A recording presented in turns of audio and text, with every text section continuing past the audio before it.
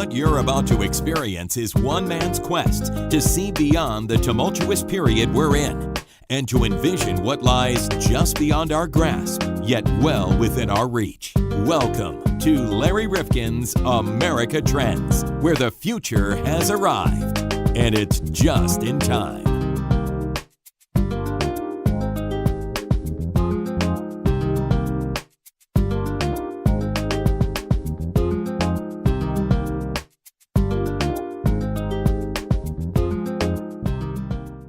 Welcome back to America Trends. I'm Larry Rifkin along with John Krofsik. I'm here. John, have you traveled to the Grand Canyon? No, I want to see that. I want to go out west. Me and the wife are going to plan a trip and go out there and see the Grand Canyon and see, go to Wyoming too. I want to see the national parks out there. And where's that? The Grand Teton? Where's the Grand Teton? I don't know. Yellowstone is out there. Yellowstone, yeah. Jellystone. Jellystone. Yeah, Yogi Bear. Yogi and yeah, of course. No, I want to make the big western swing too. Are you going to take an RV or what are you going to do? I was thinking, I was pondering getting a little pop-up, and drag it along in the back of the car. So not something that you would drive. Yeah. I mean, you drive a regular. I was thinking about that. Yeah. I enjoy driving, and while I still can.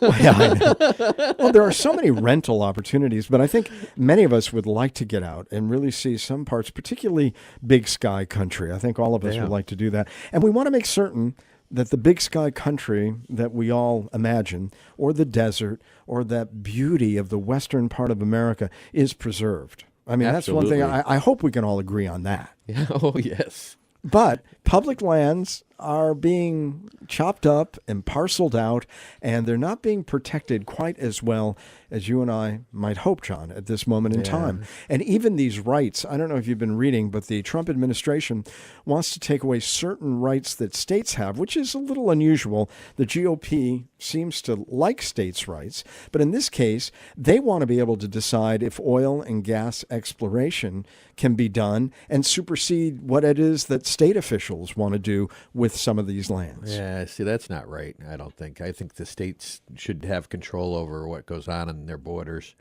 They also have a lot of fights about between the federal government and ranchers about, grazing and stuff. I mean, there seems to be more and more fights about that. Yeah, there is a lot of that conflict that is going on.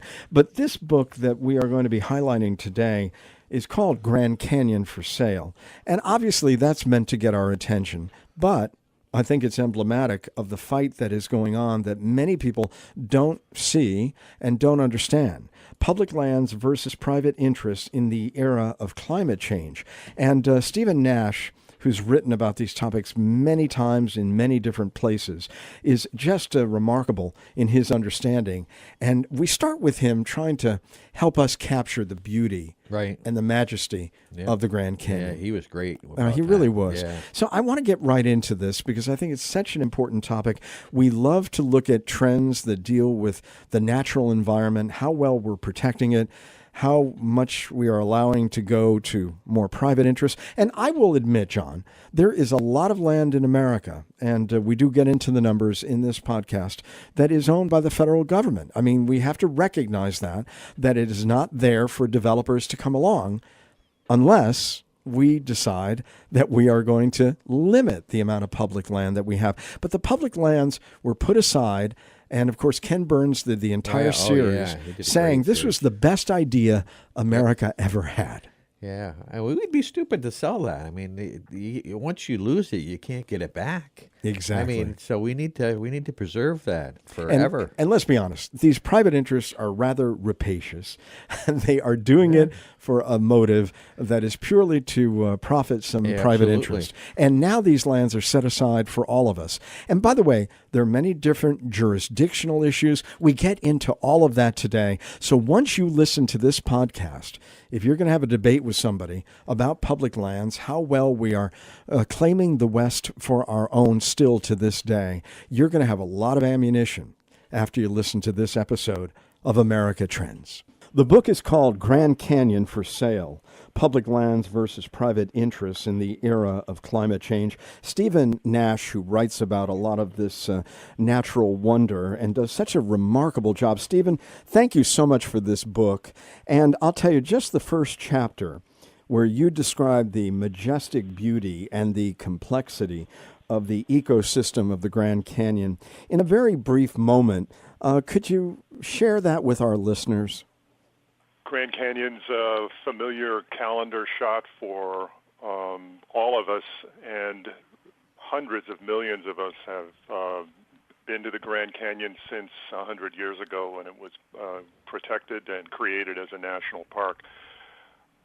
It's an extraordinary place, not only for what you see on the calendar, though, that absolutely stunning kind of cathedral of rock. It's also remarkable for the life inside the canyon. A couple of thousand species of plants, 100 kinds of mammals, lots of amphibians and reptiles, and hundreds of birds. It's just a gorgeous place for its natural life as well as for those beautiful sandstone cliffs. One of the things I appreciated most when I could see it and when I could hear it, or I should say not hear it, was the solitude. Grand Canyon's 1 million acres, and there are places there, lots of them, most of the canyon, in fact, where you can't see anything that was made by humans. You can't hear anything of human activity. The people you do meet for that reason are extremely friendly and just really happy to be there. The national parks, America's best idea. When you think about it, 1/3 of American land publicly owned. That seems remarkable, even against the backdrop of other nations long established before our own. Is that remarkable in and of itself? But more importantly, how are we managing those lands? It really is extraordinary that over time, our grandparents and great-grandparents, they had to fight to do it, but they set aside 1/3 of the nation, as you said, the national landscape. That's about 1 million square miles as public lands. They're federal public lands that we all own and that we're the trustees of. And what an opportunity that is for the future, because this is really a crucial time. Your book is called Grand Canyon for Sale, and that certainly got my attention. Is it really for sale? And what's going on in terms of these private interests? We've read a lot of stories from time to time. We've been a little bit concerned about this administration and the desire to sell off various rights. Give us a sense of where we are in that struggle, because it's an ongoing struggle. I'm going to do that, and I'm going to do that without sounding, I hope, like too much of a street corner evangelist. But it's a pretty serious situation. It's about the Grand Canyon as the foreground example, but also all of our national parks and public lands, that whole 1 million square miles that we are the proprietors of and that we own. Under the Trump administration, especially, there's been an acceleration of the use of these public lands for private purposes. We are selling them off at a much faster rate now for logging and for grazing and for oil and gas drilling and for mining at really bargain basement prices. At Grand Canyon, the rocks are always going to be there. That's great. But those living natural systems, their future is really at risk. We're already selling off the air. The air quality in Grand Canyon has really been severely compromised by smog. The water is at risk from real estate developments at the edge of the canyon that are going to, that threaten to suck that water out of the ground, and it will no longer go into the canyon to feed all that beautiful wildlife. And all around the canyon, in the public lands north of the canyon, which are especially important, all of those industrialization factors are being pursued just really heedlessly. The logging on the national forest is slated to jump by 31%. That was a Trump administration executive order just a month ago. And oil and gas leases on federal lands have tripled since President Trump took office. So stop me before I crash. Those are wow. I mean, there are just, many. a few of the examples. Well, there are many threats to these national parks. Would you say that the one that is posed by politicians and the prevailing interests that control them, as you suggest, to extract these various riches, is that at the highest, level or tier on your list of concerns? It really isn't. There's a sort of an umbrella concern for all of us here. And, of course, it's about the whole American continent as well as the Grand Canyon and those glorious public lands. Climate change is going to mean that all of the plants and animals in Grand Canyon and to the north and south are going to need to migrate to stay within the kind of climate envelope that they've evolved within, to stay within their tolerances. Well, I said all of them. That's a bit of an overstatement. Many of them, perhaps most of them, are going to have to migrate north.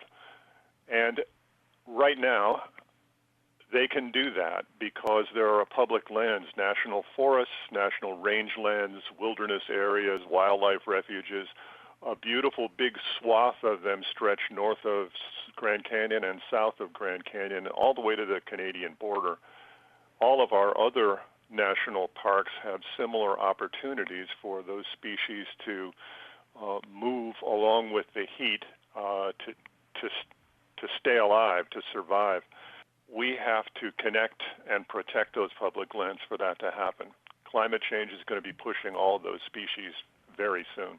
In your book, you remind us that 96% of what the National Park Service lands encompass are in areas where warming's effects began in the 20th century, and we've seen die-offs already, and lots of concern by the Nature Conservancy and others about plant life in those places.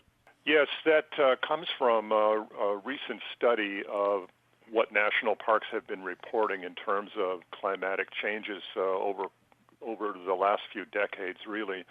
And they've actually been impacted more than the rest of the landscape, partly because so many of our national parks are in beautiful mountainous areas, and higher elevations have been gathering that heat much more quickly. It's astonishing to think of, but parks like Yosemite in California are going to be, in terms of their climate, more like the climate of the Mexican border by the end of this century. And Yosemite will be a couple of 100 miles to the south in just a few decades. The same is true for Grand Canyon and Yellowstone National Park, to take another example. Yellowstone is going to move from way up there in Wyoming and Montana all the way down to southern Utah before too many decades go by in terms of how hot it's going to be. And that's not even considering the amount of drought they're going to experience. Explain to us, you quote from a Yale study, that the inflexibility of current park boundaries is the Achilles heel for species preservation on these public lands. Well, explain what you're saying there. Once again, for that migration to occur, for those plants and animals to be able to survive as species by moving across the landscape, they can't be confined to a national park. They have to be able to move along into the national forests and into the wildlife refuges and other public lands. But those public lands aren't protected at the level of national parks. What we have to do is consolidate them and then raise the levels of protection. Stop breaking them up by mining and drilling and logging and grazing them, so that in effect we get one big national park in terms of how much we protect it in order to keep that living system alive. Well, you talk about a lot of pecking orders and ecosystems, and I would love later for you to explain that so people really can see the interrelatedness of so many things. But while we're talking about this, help us understand this. We've got a National Park Service, a Bureau of Land Management, we've got the Forest Service, we've got Fish and Wildlife. So we've got all these jurisdictional issues that we're facing and struggles among various federal agencies. What is the pecking order, and what are the implications of those internal bureaucratic struggles? The way I think of this ranking is in terms of how the wildlife fares under each of them. We know the national parks have a high level of protection, and so do the wilderness areas. The pecking order in terms of protection puts them usually at the top of the list. But those other public lands have varying degrees of protection and sometimes none at all. And we've gotten to a point where even our federally designated wilderness areas have been opened at times to uses like oil and gas drilling. So it's a pretty mixed picture. Also, the national parks themselves are not as well protected as they once were. There have been really astonishing stories of casual sacrifice of values in the national parks, and Grand Canyon, once again, is a great example. Grand Canyon is home to the largest fleet of helicopters in the world. They are very noisy helicopters, and the solitude that once used to be available to people who took a short hike away from the roads in Grand Canyon is no longer there. Helicopters are really loud. They disrupt wildlife, and when surveys have been taken of people who are hiking or backpacking in the canyon, that aircraft noise is one of the chief complaints that people have, usually the chief complaint. We're talking about the book Grand Canyon for Sale with Stephen Nash. And Stephen, maybe the condor and the plight of the North American condor might help people understand this gentle, precious, fragile ecosystem that we're talking about.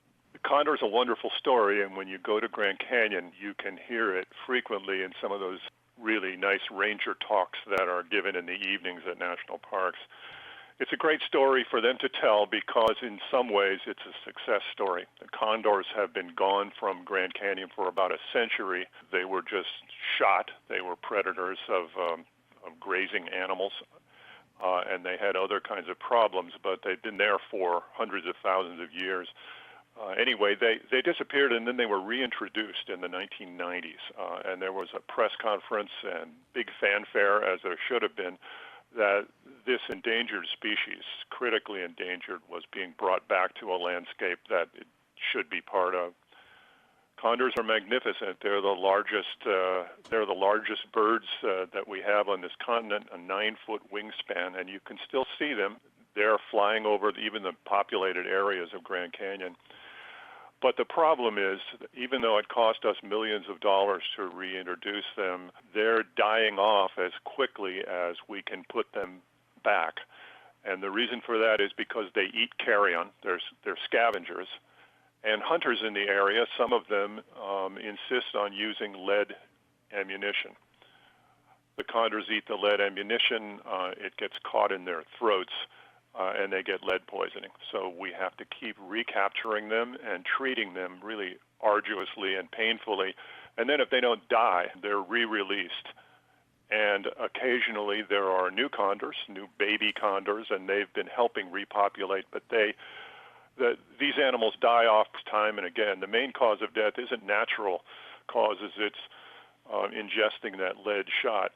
That's because state legislatures and especially the federal government just refuse to outlaw that kind of ammunition on our federal public lands. So there's a national forest right next to Grand Canyon, and in that national forest during hunting season, you can hunt deer or whatever else you're hunting using lead shots still. And the condors are just barely hanging on. If we didn't keep propping them up and, in effect, hospitalizing them, they'd be gone again. Invasive species, things that are not, domestically involved and have come from far away and had an impact on the entire ecosystem of many of these parks and lands. You want to give us a good illustration of that and how pervasive this issue is? My cousin Howard and I went camping in the most remote area of Grand Canyon you can get to by car, at least the most remote one I know of. It's called Two Weep. You have to go over 60 miles of really bad road to get there. So it is really in the far outback of this quite wild national park. It's a great place and has one of those iconic kind of southwestern landscapes all around it down at the western end of the canyon. So here we are, this real American-looking, super remote wilderness place. But actually, there are many species of plants from Asia and Africa and Europe that have kind of infested that part of Grand Canyon and have infested lots of our public lands. These plants are displacing native species. They are plants often that our native wildlife can't eat or won't eat, and they're extremely hard to get rid of. They're not there by accident. They're there because we refuse to pass trade laws and inspection laws that keep new invaders like that out. If you live in the East and you've heard of kudzu, or if you live in the South and you've heard of Argentine fire ants or killer bees, all of those are examples, just like the ones there at Grand Canyon. Species that we've let in carelessly, we know better, but we're still doing it because of the political pressures that keep making that possible. And you talk about those political pressures, and yet you also point to the fact that whether you're a Republican or you're a Democrat, national parks have huge public support. I mean, almost universal. So what's going on here? Why is the public's voice? I know whenever I've gone to a national park and signed up for a lifetime membership and supporting some of the private groups that come in to help out, I mean, everybody loves the experience they have at a national park, even though we know they're underfunded and we know at times they're not as well kept as we'd like. But why is it that our voice means nothing when there's such universal support? 70% of Americans in the latest poll that I saw have concluded, and these are both Republicans and Democrats, that Congress is for sale. They've concluded that on the basis of a long string of examples that have been growing more and more numerous throughout recent years, and this preceded the current administration. Examples where a relatively modest interest group, along with the great big well-funded corporations, can logjam the legislative system. And in the case of the national parks, they do that at the expense of protecting the national parks.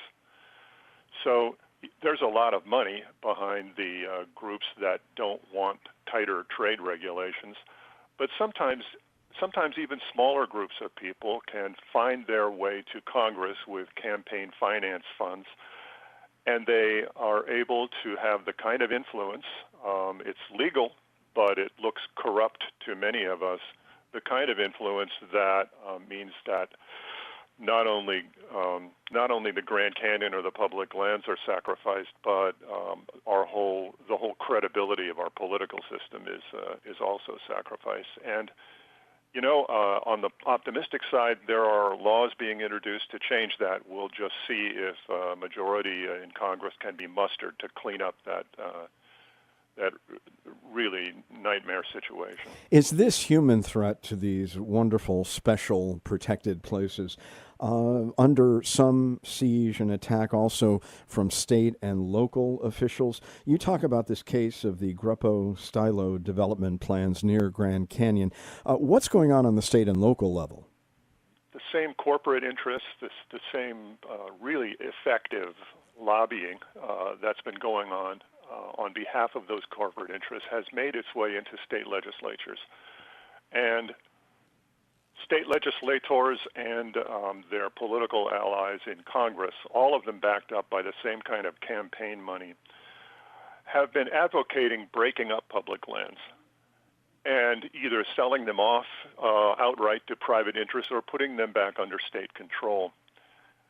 This is the same situation that Grand Canyon faced 100 years ago when Teddy Roosevelt got interested in promoting the idea of making it a national park and trying to protect it. It was local interests who saw immediate economic gain as being much more important than putting the national park aside from those commercial pressures and protecting it for the whole of the nation on into the future. That's what's happening now. The state of Arizona passed a law, the legislature did actually, stating that all federal lands in Arizona should be turned over to the state. Luckily, the governor thought that was too crazy. She was actually a Tea Party Republican, but too crazy for her, so she wouldn't sign it.